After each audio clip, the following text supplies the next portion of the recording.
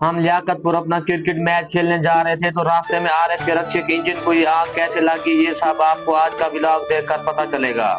लियाकतपुर की एक cricket team है, उन्होंने हमारे साथ मैच रखवाया था और उन्होंने कहा था कि ये मैच आपने हमारे साथ फर्स्ट टाइम खेलना है, तो इसलिए हम सुबह 8 बजे मैच के लिए रवाना हो जाते हैं। और हम 10 खिलाड़ी थे और अगर हम मोटरसाइकिलों पर जाते तो हमारे 3 से 4 मोटरसाइकिल होने थे।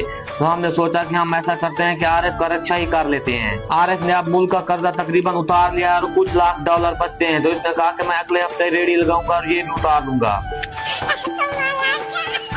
हमारी सारी टीम तकरीबन आ चुकी थी और हम भी सांड का इंतजार करने बैठ गए, मतलब दानी का। वैसे प्रोफेशनल रक्षा तो सिर्फ आरिफ को ही चलाना आता है, लेकिन आज सब ड्राइवर बन गए और रावल रक्षा चलाने लग गया।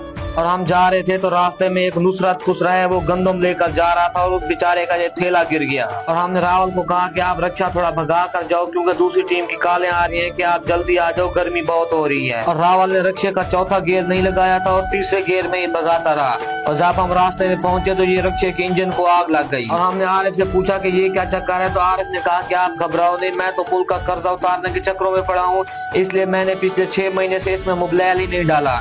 खैर हम धक्का लगा के इस रक्षे को ले जाते हैं पंप के नजदीक। और आरिफ ने लड़कों को कहा कि आप ऐसा करो, जाओ पानी भर के ले आओ और इसके ऊपर डालो। ये पानी ऐसे डलवा रहा था जैसे किसी बड़ी बिल्डिंग को आग लग गई हो। इसने रक्षे के इंजन के ऊपर थोड़ा सा पानी मरवाया और आप रक्षे का इंजन तकरीबन ठंडा हो चुका था।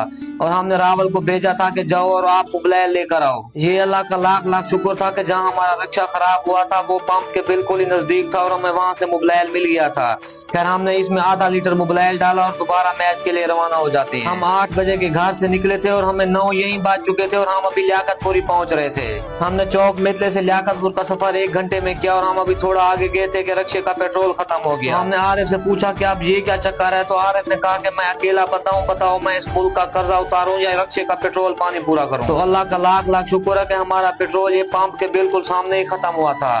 खैर आरिफ चला जाता है पेट्रोल पवाने और दूसरी टीम ये पैदल ही रवाना हो जाती है। और अब टाइम तकरीबन 9:30 का बज चुका था और मैच हमारा था ये माल मवेशी वाली मंडी में। और दूसरी टीम वो दरख्त के नीचे बैठकर हमारा इंतजार कर रही थी। खैर हम भी अपना रक्षा यहाँ छांव में खड़ा कर देते हैं और दानी को कहते हैं कि जाओ जाकर टास्क करो। और गर्मी बहुत ज्यादा थी और मैच खेलना तकरीबन ही नामुमकिन था, तो हमने सोचा कि इतनी जलालत के बाद जहाँ पहुंच गए हैं, चलो एक मैच खेल ही लेते हैं।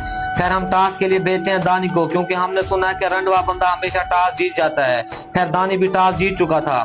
हमने एक मैच ही खेला और एक मैच खेलने के बाद हमारा बुरा हाल हो चुका था। और एक मैच खेलने के बाद हम वापस घर के लिए रवाना हो जाते हैं और रास्ते में देखते हैं कि ये एक्सीडेंट हुआ पड़ा था।